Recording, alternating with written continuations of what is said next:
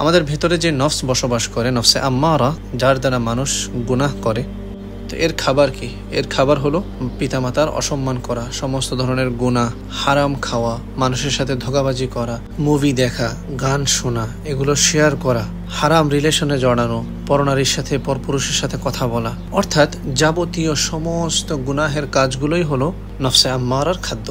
আরেকটা হলো খাওয়া দাওয়া করা। আর যে নফসে মুতমাইন্না আছে, এর খাবার কি? এর খাদ্য কি?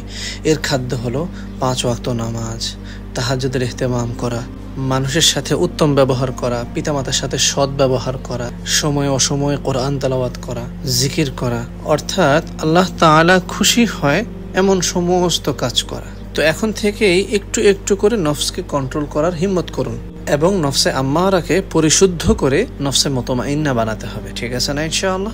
জাযাকুমুল্লাহু খাইর। আসসালামু আলাইকুম ওয়া রাহমাতুল্লাহি ওয়া বারাকাতুহু।